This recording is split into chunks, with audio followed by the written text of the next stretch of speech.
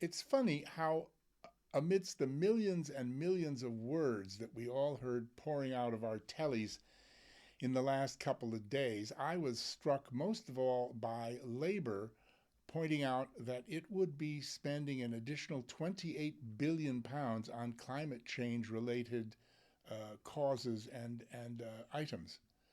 Now, our national debt is already £100 billion, and they're happily going to add another 28 billion on it. And while, like me, you probably saw that every single thing that everybody said was challenged by everybody else, strangely, nobody challenged this point.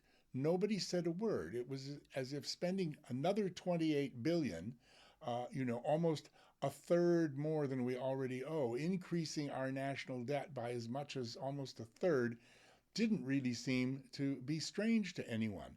So I ask myself, therefore, um, so what's the problem with spending that money instead, or at least part of it for now, on making sure that pensions and benefits keep up with inflation, making sure the NHS has everything that it needs, police, education, defense, all the other things that Hunt is talking about cutting back. Why? Does he actually think that any government, including his own, is not going to be borrowing more to get us out of the crisis that we're in?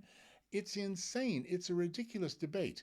So there are two things that are essentially completely fundamentally wrong with this government and the opposition, the loyal opposition in their planning. Number one is that all the good that they're doing in terms of the brave new world that's been proposed by Truss and Kwasi Kwarteng and then ripped apart and reformulated by Jeremy Hunt deals with all of the problems that beset us in the cost of living crisis, but nothing to do with the cost of money. And, to every consumer, to every citizen, myself included, they're one and the same thing. It makes no difference. You're taking money out of my pocket for borrowing, and you're taking money out of my pocket for heating. So if you subsidize the one with loans and don't subsidize the other, you're going to wipe me out and destroy all the good you just did. The second thing is the myth that raising interest rates is going to help us, where clearly it's hurting us more and more and driving us into a spiral of despair.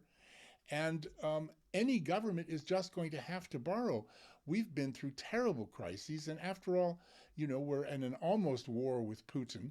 And, you mustn't forget that the World War II debt that Britain incurred wasn't paid off until 61 years later. So what's the problem?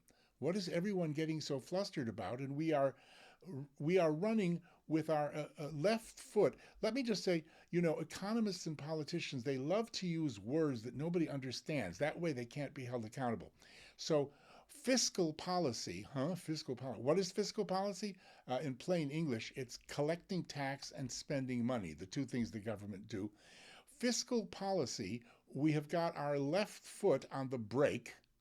In other words, we're collecting more tax, we're not going to let that go, and we're spending less.